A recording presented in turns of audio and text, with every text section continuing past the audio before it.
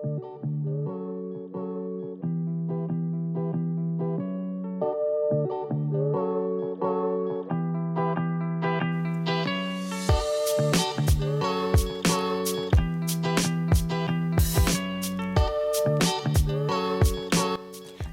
araw at andito na po tayo sa glyzashaven at halika't mag-aral at magnegosyo gamit ang ating recipe. Ngayon, ang unang ingredients natin ay 1 kilo ng grated cassava at ito ay na-convert ko sa 3 cups. Hindi ko siya pinigaan. At ang sunod naman ay 3 itlog, medium egg lamang po ang aking gamit dito. Ayan po. So, ilalagay na natin siya.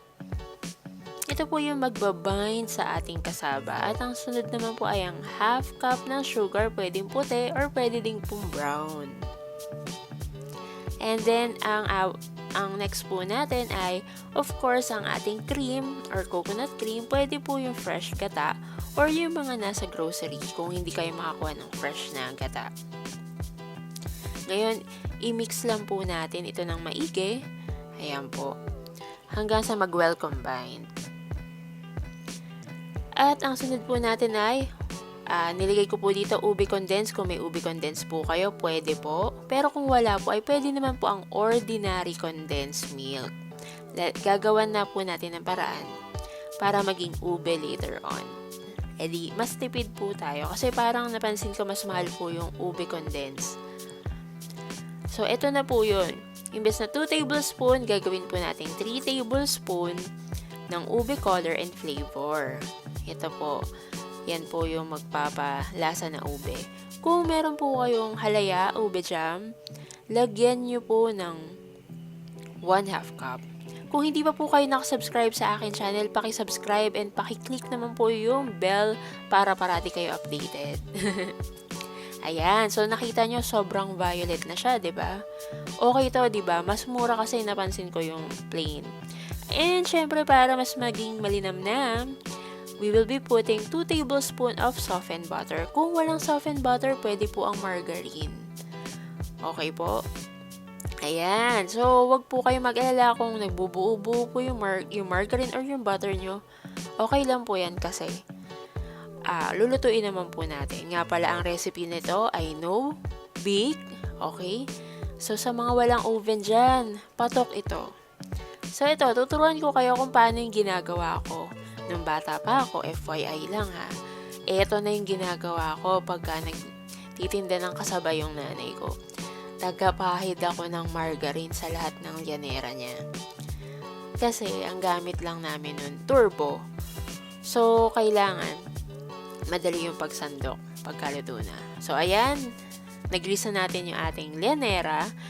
Nga pala, sa ating mixture na ito, makakagawa tayo ng 6 na, katumbas ay 6 na lyanera. Kung magtigwa 1 cup po kayo bawat lyanera. Ayan.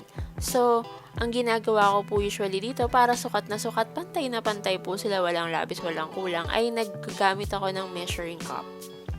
Diba po? So, ito, lalagyan ko ng sobra. Gagawin kong 1.5 cup bawat isang lyanera. Para naman makapal-kapal. Ang gamit ko po dito ay ang ordinary steamer. May nasira po kaming rice cooker sa bahay. So, convert ko na lang pong steamer. Kasi wala pa po tayong yung malaking steamer. So, okay na po ito kung ano man ang meron kayo sa inyong bahay. So, dalawa po ang ituturo ko sa inyong way. Ito po ay ang steam. Dapat kulong-kulo na po yung tubig. Nakita nyo, konti lang siya. Ayan. So, lagay na natin yung ating ube cassava. Ngayon, pagkalagay nyo, hinaan nyo ng kaunti. Siyempre, huwag nyo kakalimutan na yung takip dapat ay may cloth. So, yung steam po ay about 45 to 1 hour. Ito naman po ay dry steam. So, sa kawali po, ayan, maglagay lang tayo ng patungan na metal. Sa kawali ko pong ito ay kasya po 2. So, yan, tatakpan na po natin. At ito naman po ay 45 minutes. Nakikita nyo? Ayun yung usok. May papakita ako sa inyong trick. Ito yung nangyayari sa loob ng dry steam. Tingnan nyo. Okay? Mausok, diba? Kita nyo? Ayan na. Ayun no, nakita nyo yung usok, puting usok. Kaya lalo naluluto pati ibabaw. Unlike sa steam. Ayan, isa pa. O, diba? Kita nyo yun? May usok talaga. Ito yung nangyayari sa loob ng dry steam nyo. Kaya very effective siya sa walang oven. Tapos slow mo. O, diba? Usok talaga. Ibig sabihin, yung heat, hindi lang sa ilalim, pati sa ibabaw pumupunta. So, ayan. Pagkatapos naman nating maluto na yung ating ube kasaba, gawin na natin yung topping. So, ito, 1/2 cup of white sugar. Ayan. So, patutunawin lang natin siya.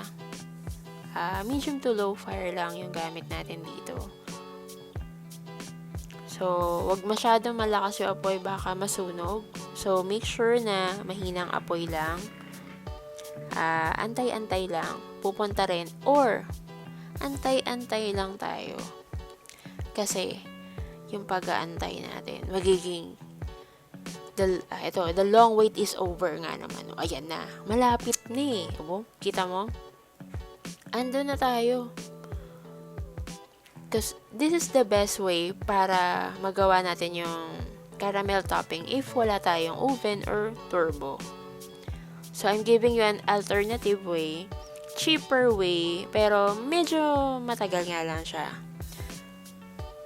Okay, so nakita nyo, diba? It's almost melted. Put 2 tablespoons of water. There. And then, here sa ating half cup of water, we will mix 1 tablespoon of cornstarch. Ilalagay ko sa description, nakalimutan ko ilagay yung subtitle or yung text. Ayan. Kita nyo, milky, nagki-crystal yung sugar. Oh, wag kayong matakot ha. Don't be afraid to try. Now, let's keep on mixing that until mag-well incorporate kasi parang dito, hindi pa sila bati. So, kailangan magbati na sila. Mix-mix lang. O yan, nakita nyo parang maging candy-like na. Hinaan nyo pa yung apoy at this point. My fire was too strong pa for the pan kasi non-stick pan. Ayan. Then, I add 1/4 cup of water. There you go. So, at this point, mix pa rin. Don't give up. You can do it as well. Kasi, this is the first time I did this. Kaway-kaway nga pala tayo dyan kay Mama Shirley na mahilig gumawa ng ganitong topping. So, sa kanya ko siya nakuha. Ayan. Edi, achieve na natin, di ba? Jelly-like. So, I think we're ready to pour. And by the way, this recipe, yung ginawa natin, is only good for 2 to 3 lianera. So, you need to multiply it by 2 or double it.